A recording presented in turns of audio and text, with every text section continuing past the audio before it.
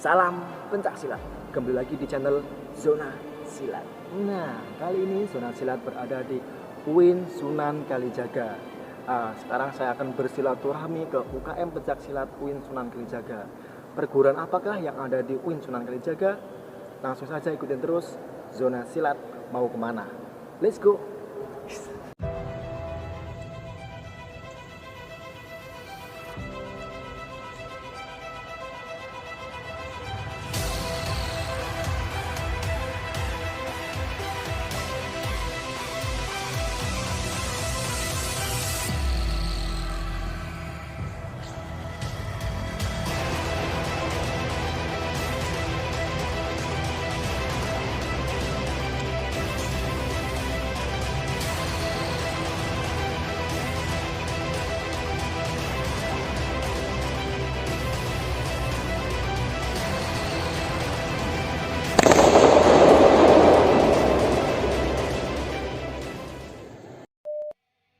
Sebelum lanjut menonton, mari kita bareng-bareng bangun channel ini agar pencak silat tetap jaya. Dengan klik subscribe dan bunyikan loncengnya agar tidak ketinggalan informasi pencak silat. Dan share video ini agar teman-teman kalian tahu apa yang kalian tahu. Oke, lanjut. Wah, akhirnya saya bertemu dengan Mas di sebelah saya. Dia adalah ketua UKM pencak silat di UIN Sunan Kalijaga di Jogja. Kami akan mengulik nih pencak silat yang di UIN itu pencak silatnya apa sih, UKM-nya, terus bagaimana sih kita agar bisa mendaftar di situ untuk menjadi anggotanya. Penasaran kan dengan Mas siapa? Langsung saja. Oke, untuk Mas perkenalkan namanya siapa, prodi apa, dan asalnya dari mana Mas? Baik, terima kasih Mas Fahri. Terima kasih Mas Fahri. Nama saya Rizky Bagus Andrianto. Saya dari UIN Sunan Kalijaga, masuk tahun 2017. Saya dari prodi Syariah dan Hukum. Saya di UKM Pencak Silat seperti ini menjabat sebagai ketua tahun 2019 dan 2020, periode 2019 dan 2020. Seperti itu. Asalnya dari mana? Asalnya saya dari Kota Gede, Jogja. Oh, Kota Gede Jogja. Oh, masih asal Jogja. Asli Jogja. Yang punya kawasan bre, hati-hati jalur. Oke Mas, saya mau tanya nih, UKM Pencak Silat di UIN itu atas nama perguruan apa Mas? Kalau UKM Pencak Silat di UIN ini dari perguruan pencak silat seperti yang mana perguruan pencak silat seperti ini asli dari daerah sini, dari Jakarta, dan memang basisnya ada di UIN Sunan Kalijaga, dan memang UKM di sini adalah UKM pencak silat seperti ini adalah UKM yang pertama dan tertua di UIN Sunan Kalijaga di Jakarta, yang didirikan pada tahun 1970 bulan September tanggal 17. Tua banget ya itu ya. Oke Mas, tadi kan untuk sejarahnya UKM UIN di sini berdirinya di bulan September tahun 1970. Untuk perguruan seperti sendiri itu berdirinya kapan Mas? Kalau perguruan pencak silat seperti ini berdirinya bulannya sama. Jadi pertama itu perguruan terlebih dahulu 17 September 1922. Bedanya 22 dan UKM 70 dari berapa tahun? Wah, nanti aneh. Nanti aku lagi ya. Maaf ya. Saya suka silat tapi agak nggak suka matematika. Kita semua silakan. Oke, itu tadi untuk sejarahnya Mas.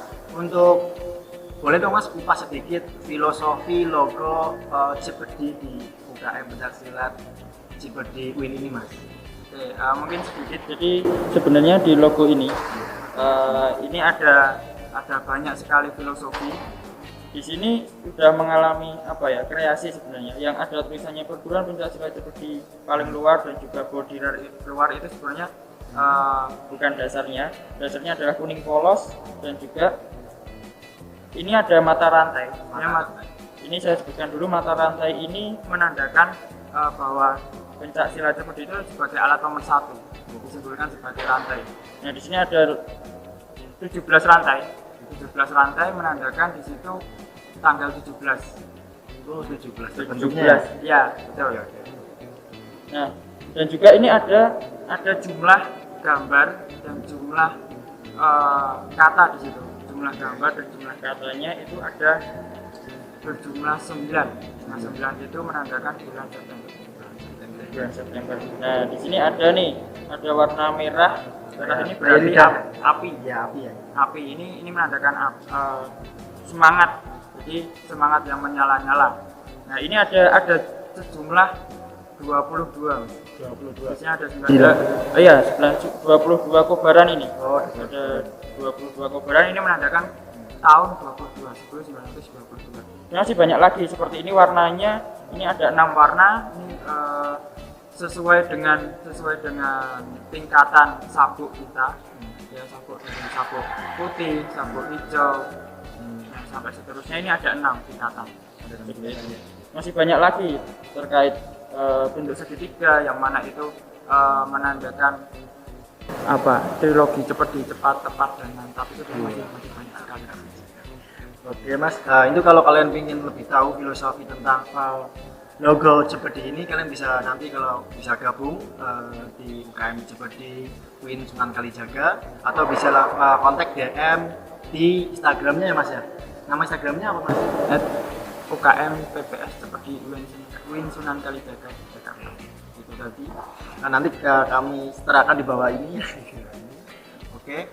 Untuk selanjutnya Mas, ini Mas, visi dan misi UKM Cepedi di UIN Sunan Kalijaga itu apa Mas? Kalau pada masa saya itu visi dan misinya itu, ketika visinya kita menjadi perguruan yang dapat dikenal, dapat menjadikan contoh sebagai perguruan yang lain. Karena kita mempunyai visi-visi di bawahnya, misi kita itu pertama dari segi eksistensi, kita akan selalu belajar dan mengelola media sosial seperti itu Mas. Mengelola media sosial, terus yang itu keuangan perguruan. Bapak Pendekar juga mempunyai cita-cita pandangan bahwa perguruan itu mempunyai dana abadi. Dana abadi seperti itu.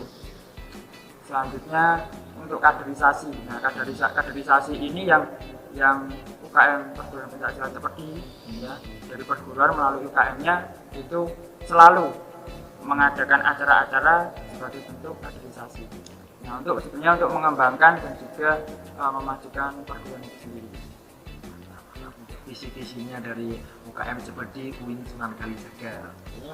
Terus selanjutnya Mas, ini Mas, saya mau tanya nih Mas, kan nanti banyak nih mahasiswa baru yang mau datang ke Universitas UIN Sunan Kalijaga ini. Nah, bagaimana sih caranya untuk mendaftar menjadi anggota UKM Cepedi UIN Sunan Kalijaga ini? Sebenarnya simpel. Jadi untuk perguruan pencaksilat Cepedi, khususnya nantinya di UKM, itu kita tidak memerlukan syarat yang begitu khusus dan mendetail. Yang penting kita membutuhkan orang-orang yang berkomitmen, mempunyai mental yang kuat, mempunyai kemauan untuk belajar. Karena walaupun sebenarnya ini di perguruan pencaksilat seperti ini nuansa atau covernya adalah cover agama Islam, ya, tapi tidak serta-merta ya menutup kemungkinan anggota dari non-muslim pun bisa masuk. Karena banyak juga di berbagai cabang yang kami bina, banyak juga yang mempunyai agama di luar Islam. Nah, itu ada pengecualian khusus untuk amalan-amalannya tidak diikutkan pada amalan Islam. Lebih masuk ke kepercayaan masing-masing. Ya, dan materinya lebih masuk ke olahraga dan atlet dan seni ya. Ya, seni, keindahan seperti itu. Oh, berarti tadi untuk beda agama juga boleh ya? Ya. Tapi untuk orang di luar UIN, umpama nih ada orang dari universitas lain, ya, itu mau belajar lah Cepedi, soalnya dulu waktu SMA atau di mana tuh udah belajar Cepedi waktu di SMK-nya atau SMA-nya gitu kan Mas. Ingin melanjutkan belajar lagi Cepedi yang lebih mendetail atau lebih khusus gitu kan. Apalagi kan di sini katanya seperti pusatnya ya, gitu kan Mas. Apakah boleh untuk belajar di sini gitu walaupun tidak berstudi di UIN Sunan Kalijaga ini? Baik, untuk anggota ini kan kami terbuka bebas, terbuka luas di situ karena memang di UIN ini adalah sebagai pusat latihan yang tidak menutup kemungkinan orang-orang bisa masuk. Nah, karena memang sebelumnya itu seperti juga banyak siswa-siswanya dari SD, SMP, SMA yang sudah masuk perguruan itu kadang juga melanjutkan ke UIN walaupun mereka sudah ada di perguruan-perguruan selain UIN Sunan Kalijaga seperti itu. Karena tahun 2000 berapa? Sekarang 2021. Iya. Itu pun ada yang dari Malaysia. Oh, dari Malaysia. Malaysia juga belajar di sini seperti itu. Nah, tapi untuk menjadi pengurus UKM perguruan pencaksilat seperti itu memang harus UIN Sunan Kalijaga karena itu berhubungan terhadap birokrasi kampus dan sebagainya. Tapi kalau untuk menjadi peserta, anggota itu kami terbuka luas. Jadi ya teman-teman, kalau kalian ingin belajar perguruan seperti di UIN Sunan Kalijaga, semuanya boleh masuk ke sini asalkan mengikuti aturan perguruan gitu ya. Oke Mas, untuk ketika kita bergabung di UKM seperti UIN Sunan Kalijaga ini, nanti kegiatannya apa aja Mas? Per bulan apa aja, per tahun apa aja, dan per hari itu apa aja sih Mas kegiatannya? Sebenarnya ada beberapa kegiatan wajib yang harus diikuti ketika ingin masuk menjadi anggota. Itu yang jelas ada namanya Diklatsar. Diklatsar itu adalah kegiatan biasa disebut bisa kegiatan basis untuk pendidikan pelatihan dasar untuk menjadi anggota. Nah, itu pendidikan basis ini awal sekali daripada kita bisa masuk perguruan itu, karena di situ kita akan dikenalkan seluk-beluk KM, seluk-beluk perguruan, siapa pendirinya dan lain sebagainya. Nah, di situ ketika kita sudah masuk di situ, nah itu menjadi tanda bahwa kita sudah menjadi anggota. Setelah itu ada kegiatan UKT. UKT itu juga tidak serta-merta kita mengikuti ujian kenaikan tingkat. Tapi ada ini Mas, ada syaratnya juga. Biasanya mengadakan long march dan juga ziarah di makam. Nah, itu salah satu penerapan pencaksilat sebagai penanaman nilai mental spiritual dan diri kepada long march juga seperti itu, kita melatih mental kita apakah ketika kita berjalan jauh itu sudah kalah di start terlebih dahulu atau kita tetap berjalan seperti itu. Nah, itu salah satu pelajaran. Nanti masih banyak kegiatan yang lainnya seperti mengikuti lomba kita juga arahkan di situ sebagai wujud realisasi keatletan dan lain sebagainya. Masih banyak lagi ya di sini. Oke Mas, untuk kan tadi ada UKT ya Mas? Ya. UKT-nya itu diadakan 1 tahun berapa kali, terus itu sabuknya tingkatannya apa aja Mas? Oke, baik. Untuk UKT biasanya kita mengadakan 1 tahun sekali. Cuma di kondisi-kondisi tertentu jika diperlukan kita bisa melakukan 1 tahun 2 kali. Nah, seperti itu. Untuk tingkatannya sebenarnya secara umum ada 6. Nah, ini ada melambangkan filosofi sendiri-sendiri Mas, seperti yang saya katakan tadi di sini. Warna itu ya? Ya, warna ini semuanya ini diliputi ada warna kuning. Kuning itu menandakan kita ketakwaan karena memang pada umumnya kita itu dalam cover Islam. Nah, ini takwa kepada Allah Subhanahu wa taala dan juga Rasulnya. Nah, selanjutnya di sabuk dasar itu ada namanya sabuk putih, tapi ada listnya, tetap ada listnya kuning seperti ini. Berarti yang dasar itu tidak pertama putih? Ya, putih tetap ada kuning, semua sabuk ada kuningnya karena kembali lagi ke ketakwaan tadi, menandakan ketakwaan. Berarti ujungnya ada kuningnya gitu? Ada kuningnya. Nah, ini kan biru kan ya? Nah, ini biru tapi ujungnya kuning. Ya, kuning. Nah, seperti itu. Nah, kalau yang putih itu dia menandakan keikhlasan, karena sebelum kita mendapatkan putih itu kita harus belajar keras dari materi, terus fisik, terus pokoknya banyak sekali keterampilan itu yang ada di Diklatsar. Iya. Nah, itu kita harus ikhlas. Karena kalau tidak ikhlas, materi itu tidak akan masuk. Hanya beban aja yang ada. Nah, selanjutnya masuk ke tingkatan kedua. Tingkatan kedua itu ada tingkatan sabuk hijau. Kembali lagi ada garis kuning. Sabuk hijau itu dia menandakan orang sudah mempunyai rasa kedamaian. Dia sudah masuk melewati sabuk putih, sudah mempunyai ilmu, tapi dia masih harus belajar. Nah, tapi belajarnya masih sudah tenang tidak ada beban lagi seperti itu. Nah, selanjutnya masuk ke sabuk merah. Itu tingkatan ketiga ya? Ketiga. Merah dan ada kuningnya kembali lagi kan. Sabuk merah itu dia menandakan orang sudah mempunyai rasa kepercayaan diri.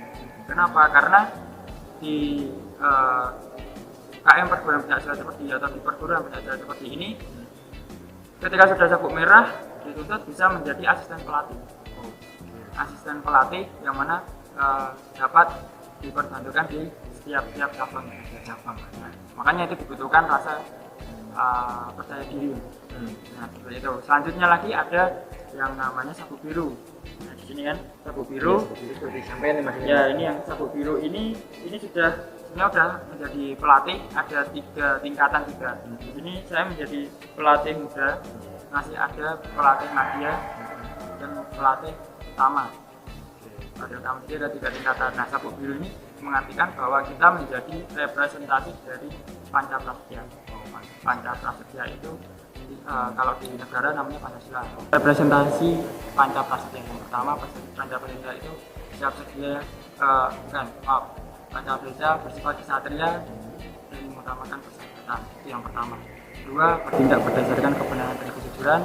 3, siap sedia menolong sama manusia.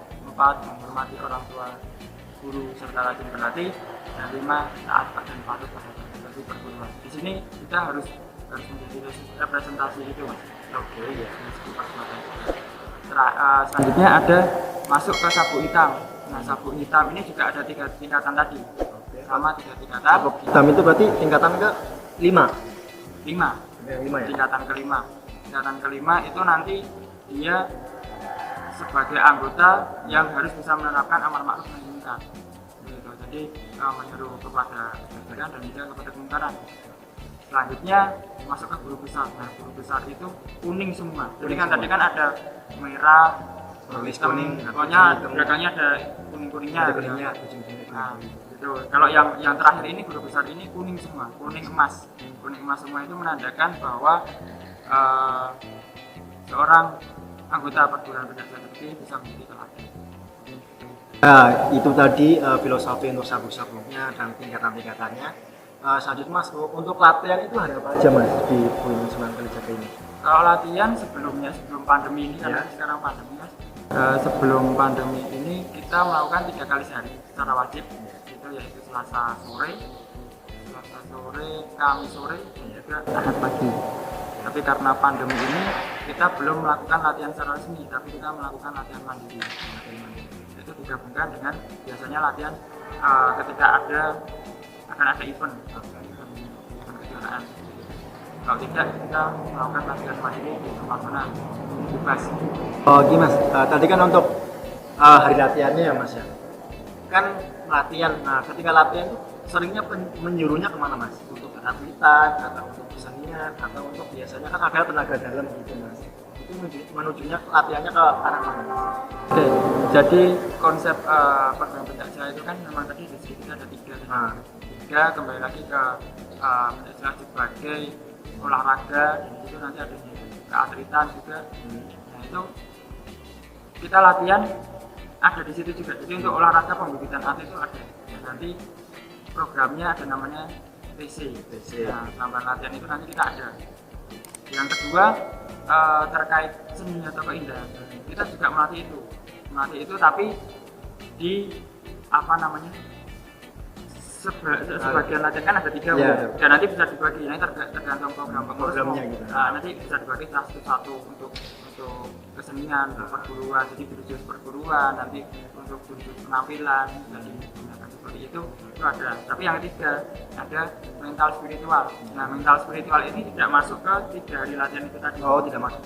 Itu ada sendiri, biasanya amalia di rumah Bapak Pendekar, Bapak Muhammad Kasturi Alasadi.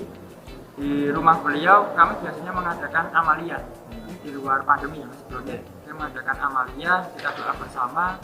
Nah itu berfungsi untuk mengolah rasa kepekaan kita terhadap spiritual. Jadi kita prinsip latihan semua kita masukkan di situ. Walaupun jam latihannya tidak terpaku pada 3 hari.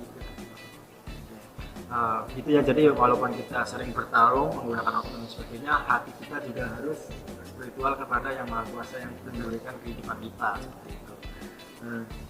Sebelum ditutup untuk pertanyaan sesinya Mas, kalau sudah cukup sebenarnya untuk teman-teman yang lebih penasaran lagi silahkan masuk ke UKM Jebodi UIN Sunan Kalijaga. Oke, kami tunggu ya Mas ya untuk bergabung di UKM Jebodi UIN Sunan Kalijaga. Untuk selanjutnya Mas, tadi kan ngobrol masalah tentang keatletan ya Mas, boleh dong Mas curhat sedikit tentang siapa aja sih jebolan atlet dari Sunan Kalijaga ini, Mas? Sebenarnya banyak sekali Mas. Jadi di tahun-tahun sebelumnya itu juga sudah banyak beberapa atlet yang sudah masuk ke tim-tim daerah-daerah di kabupaten maupun kota. Gitu. Untuk yang terakhir, keatletan terakhir kemarin 2019 ini ada sekitar 11 atau berapa? Agak lupa, itu agak banyak juga karena ini mungkin yang terbanyak juga atau mungkin ada lagi sebelumnya. Nah ini ada Mas Fahmi, Nana Fahmi Ulum, terus ada Makwa dan panggilan itu mungkin teman-teman yang kenal. Ada juga Mas Fatami, saya sendiri, ada Mas Rofi, Mas Irwan, terus Mbak Eci, Mbak Eni, terus apa lagi, banyak Fauzan, banyak banget teman-teman atlet-atlet jebolan dari Jemberdi Wing Sunan Kalijaga ini. Contohnya kayak Mas Revi, Mas Fahmi. Kalau kalian ingin tahu videonya Mas Fahmi yang gendut itu kelas G ya kalau nggak salah ya, itu di video zona silat sebelumnya udah ada pertandingan Mas Fahmi itu yang ikut prapon di wilayah 2. Mas Fahmi ini juga ikut kemarin, ikut prapon ya Mas ya? Di wilayah 2 ya Mas? Ya, Nah, Jakarta. Nah, alhamdulillah lolos juga dan lanjut ke PON Papua insya Allah. PON Papua tahun 2021. Tanggal berapa Mas? Tanggal 21 Oktober. Oktober ya? Oke, 21 Oktober 2021. Mas atletnya ini loh, bulan Mas Jemberdi. Tolong teman-teman seperti atau teman-teman peserta lainnya bisa doakan agar timnya dari Mas ARP menjadi pemenang. Oke Mas ARP. Kategorinya apa Mas ARP? Saya kategorinya bergu. Dan teman-teman bergu saya ini sama-sama dari Jemberdi semua. Hebat kan? Pokoknya gabung langsung ke Jemberdi Wing Sunan Kalijaga. Oke, hanya itu aja Mas. Terima kasih. Selamat ya. Oke, untuk teman-teman, untuk yang suka video ini mohon like-nya, kalau tidak suka bisa dislike dan mohon sarannya untuk diperbaiki atau bagaimana. Dan jangan lupa subscribe video ini. Oke, terima kasih. Salam pencak silat.